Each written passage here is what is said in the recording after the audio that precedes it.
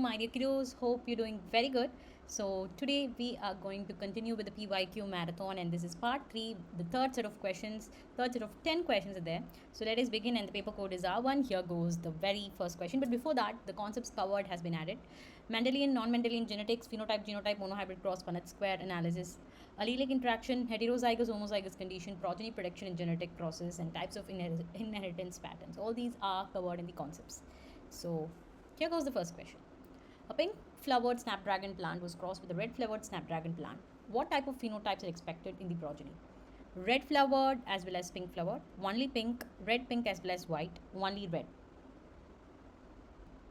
Such an interesting question.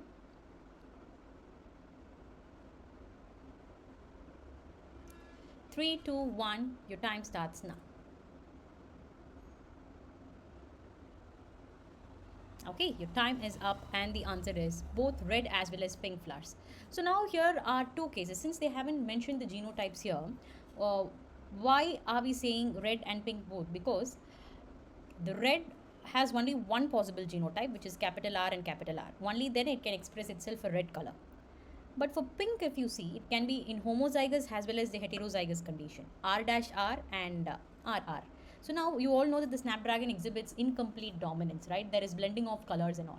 Now when we are talking, when we are talking about red and pink flowers here, yes, for red you have only one possible genotype, capital R, capital R. But for pink it can be R-R or R-R-. That is heterozygous and homozygous respectively, right? So in that case, if you see, it will contain both red and pink.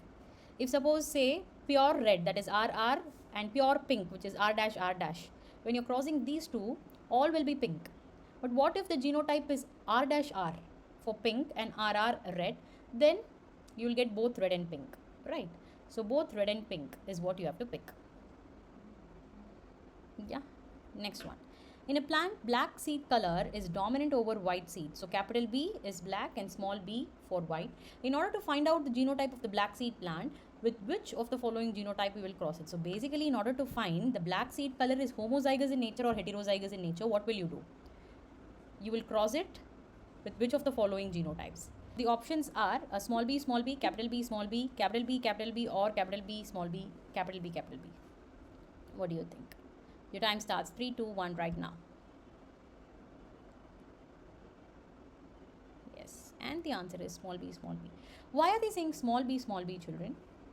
Only then you can find whether it is in homozygous or heterozygous. Say suppose you're crossing it with the black seed. Okay, you're considering a black seed plant and crossing it with small b, small b. This is test cross with a recessive parent. Yeah.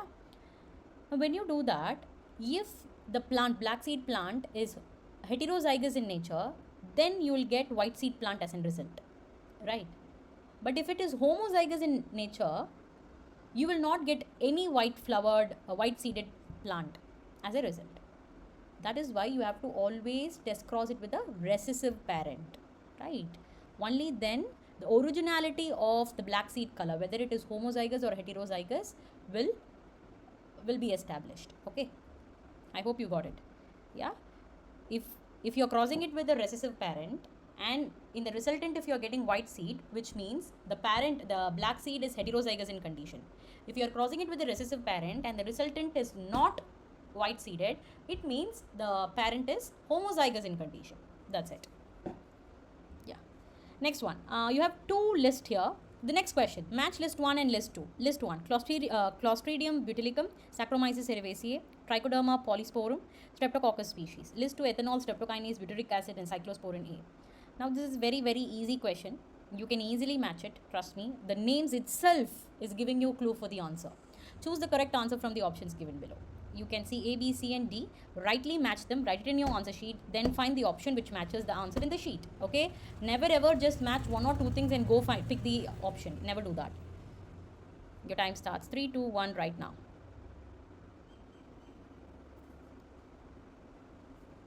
Yes. So they are saying, children, from the names itself, when I say Clostridium butylicum, the word butyl, right, butyric acid is in the name itself. So this organism is very much useful for production of butyric acid. Saccharomyces cerevisiae is very famous for the production of ethanol through fermentation. Trichoderma polysporum, you have the word spore there. Cyclosporin, of course. Streptococcus, streptokinase. So that's why I told you from the question itself you can find the answer, right? So Clostridium butyricum is used for the producing butyric acid. And in many biochemical applications. Saccharomyces for ethanol production through fermentation. Trichoderma polysporum, cyclosporin A is a very important immunosuppressant drug in order to prevent organ rejection. Okay, Streptococcus species for production of streptokinase used in medical treatments to dissolve blood clots. Yeah, and these microbes play a key role in medicine industry and daily life. Yes. Moving on to the next question. How many molecules of ATP and NADPH are required for every molecule of carbon fixed in the Calvin cycle? Important and easy. 2 molecules of ATP, 2 molecules of NADPH, 2 molecules of ATP, 3 molecules of NADPH, 3 molecules of ATP, 2 molecules of NADPH, 2 molecules of ATP, 3 molecules of NADPH. What do you think, children? 3, 2, 1, your time starts now.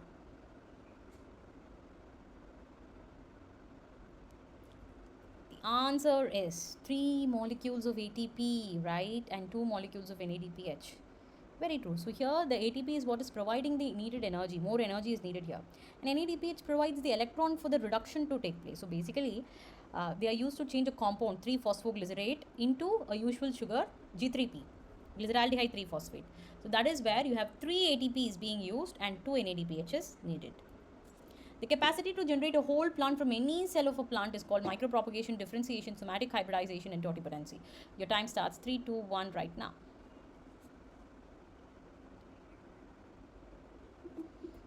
So the answer is totipotency, the ability to generate a whole plant from any cell of a plant, right? That's called totipotency. Student, micropropagation and somatic hybridization are the same terms, right? Where you're growing plants from the tiny pieces of tissue into a complete plant under a laboratory setting. And what else was the differentiation? You all know is nothing but meristematic cells getting converted to permanent cells. But here the question is about totipotency. Tropical regions show the greatest level of species richness because tropical latitudes have remained relatively undisturbed for millions of years, hence more time was available for species diversification. Tropical environments are more seasonal, more solar energy is available in tropics. Constant environments promote niche specialization. Tropical environments are constant and predictable. Choose the correct answer. A and B only, A, B and E only, A, B and D, A, C, D and E. Okay. Go through the question carefully. Come on, children. 3, 2, 1, your time starts now.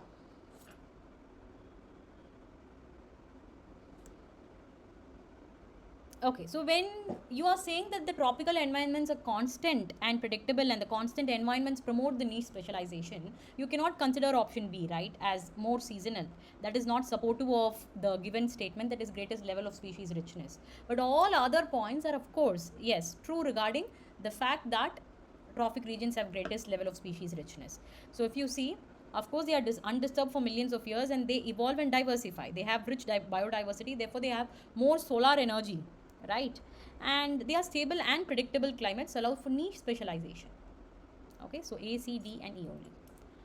Now match list 1 and list 2. List 1, nucleolus, centriole, leucoplast, Golgi apparatus. List 2, site of formation of glycolipid, organization like the cartwheel. Site for active ribosomal RNA synthesis for storing nutrients. Choose the right answer, children. Match, come on, match the following. Very, very easy. You're learning this from your grade 9. 3, 2, 1, your time starts now. Very simple, now, children. Nucleolus, of course, is the site for active ribosomal RNA synthesis. Centriole, the cartwheel. Leucoplast, of course, a type of chloroplast which help in storage, right, for storing nutrients in Golgi, site of formation of glycolipid. Yeah, so the answer is option D. So I have added an explanation slide here. Then, identify the part of the seed from which, from the given figure, which is destined to form a root when the seed germinates. B, C, D, A, which do you think? Simple, easy question. Your time starts right now. Okay, and the answer is nothing but option B, which is indicating C, right? C is what is the radical which becomes the future root. Okay.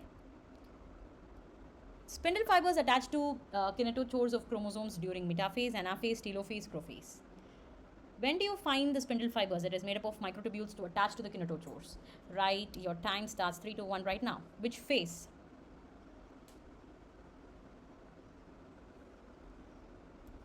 Of course, the metaphase. So you all know that the chromosomes align themselves in the metaphase plate. Not that, not just that is a main event. Also, at the same time, the special structures called spindle fibers, right? They attach to the kinetochores. So this is exactly during the metaphase.